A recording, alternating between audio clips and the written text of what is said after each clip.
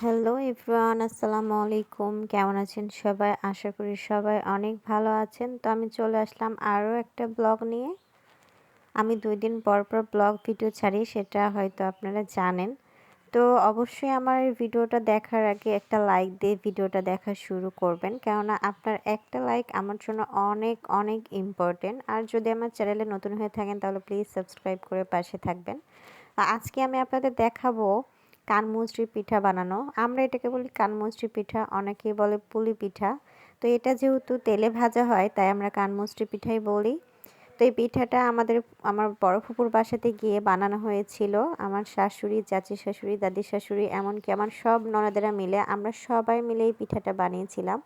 তো প্রথমে মা এই আটাটা ডু করে নিচ্ছিল। এটাতে দেওয়া হচ্ছে চালের গুঁড়া এবং গমের যে আটাটা, সেই আটা। তো আটাটা রেডি করে দিয়েছে। তো আমি আবার ফার্স্টেই চেষ্টা করছিলাম একটা বানানোর জন্য। তো সবাই হাসছিল যে এভাবে বানাই না, কিন্তু আমি বলছিলাম যে দেখো হবে, আমিও পারি বানাতে। তো আমার উপর দেখো সবাই মামি কতি ভরসা রাখছে। করছিল না, কারণ এভাবে তো আসলে নর্মালি আমাদের বানায় না। প্রথমে এখানে রুটিটা রাখবে, বেলে নেয়, তারপরে খঞ্চের উপর গ্লাস দিয়ে রাখবে। কেটে কেটে এক সমান করে নিয়ে এত তার ভিতরে মিষ্টি। পুর দিয়ে তারপরে বানায়। তো আমরা এগুলোর ভিতরে দিব আলুর ভাজি, আর কিছুগুলোর ভিতরে দিব সুজি। তো আমি ওদের দেখানোর জন্য আমার নিজের মনের মতো করে হাত দিয়েই লিচিগুলো কেটে কেটে বানাচ্ছিলাম। তো এটা প্রথমেই আমি আর কি বানাচ্ছিলাম, এরপরে হয়তো আর এভাবে বানানো হবে না, ময়দা এরপরে লিও না, বানানো ময়দা হবে দিলে এটা লাগবে না। যেভাবে গ্লাস দিয়ে কাটে ঠিক সেইভাবে।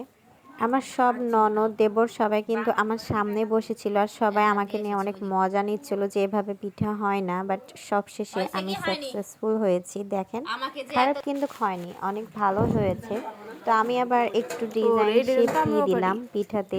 এইভাবে ছোটবেলায় দেখেছি আমার আম্মুরা আর কি এভাবে নর্মালি যে ডিজাইনটা করার সেটা করতো। এরকম করে ডিজাইন করলে পিঠাটার মুখ ফেটে যাওয়ার সম্ভাবনা থাকে না। তো আমার পিঠাটা বানানো শেষ, এখন আমরা সবাই মাদুর পেতে বসে গেছি পিঠা বানানোর জন্য। এই পিঠাগুলো অনেকজন বসে থেকে বানালে খুব তাড়াতাড়ি হয়ে যায়। আর আমরা তো একদিকে বানাচ্ছিলাম একদিকে খাচ্ছিলাম।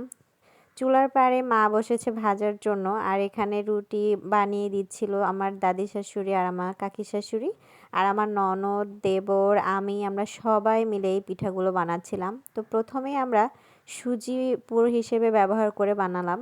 মিষ্টিটা সবাই বেশি পছন্দ করে, এই জন্য মিষ্টি পিঠাটাই আগে বানালাম। এই যে দেখছেন, এটা কিন্তু আমার একটা ননদ আর কি বানাচ্ছে পিঠাটা। সে অনেক সুন্দর করে ডিজাইন করে পিঠাটা বানাচ্ছিল, তাই আমি চুপ করে ভিডিও করছিলাম।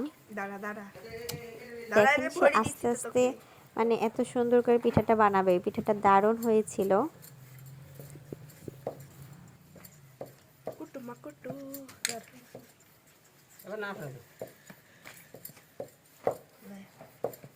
দেখেন কত সুন্দর লাগছে পিঠাটা দেখতে। আমি আবার আমার একটা দেবর আছে, আমার ফুফু শাশুড়ির ছেলে, তাকে শিখাচ্ছিলাম পিঠা বানানো। ও পারছে পারছে না তা না, তারপরে আমি ভাবি আমার একটা দায়িত্ব আছে না পিঠা বানানো শেখানো, তাই আমি বসে বসে শিখাচ্ছিলাম ওকে পিঠা বানানো।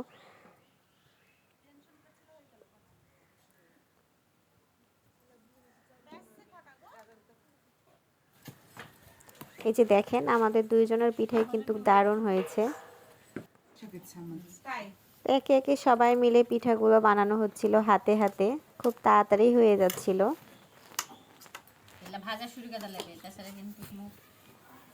শীতের সময় আসলে কিন্তু পিঠা খাবার একটা অন্যরকম শোরগোল পড়ে যায়। সব পিঠা খাওয়াই হয়ে গেছে, এখন শুধু দুধ পুলি পিঠাটাই তেমন একদিনও খাওয়া হয়নি, ওটাও ইনশাল্লাহ একদিন সবাই মিলে বানিয়ে খাওয়া হবে। তো এই যে যে পিঠাগুলো বানানো হয়েছে সেগুলো মা তেলে ভাজছিল, একটা একটা করে আস্তে আস্তে দিচ্ছিল। তেলগুলো একদম গরম করে নেওয়া হয়েছে। এগুলো একদম লাল লাল করে ভাজলে খেতে অনেক মজা লাগে।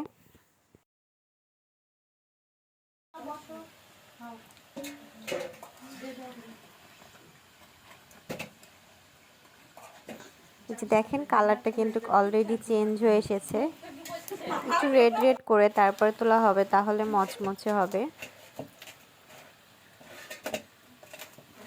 তেলগুলো ছেঁকে ছেঁকে পিঠাগুলো তোলা হচ্ছে।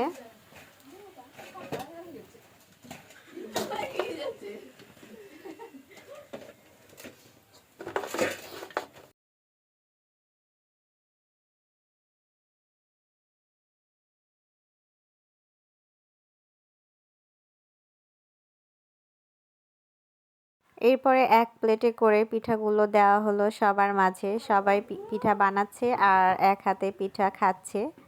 পিঠাগুলো কিন্তু দারুণ হয়েছিল। তো আমার এই ভিডিওটা কেমন লাগলো প্লিজ কমেন্টস করে জানাবেন। ভালো লাগলে লাইক, কমেন্টস এবং শেয়ার করবেন। আর আমার চ্যানেলে নতুন হলে প্লিজ সাবস্ক্রাইব করে পাশে থাকবেন। নেক্সট টাইম আবার চলে আসবো নতুন আরও একটা ভিডিও নিয়ে, আরও একটা ব্লগ নিয়ে। সেই পর্যন্ত আল্লাহ হাফিজ। ভাজিরটা ইয়া করেনি, এখনো ভাজেনি।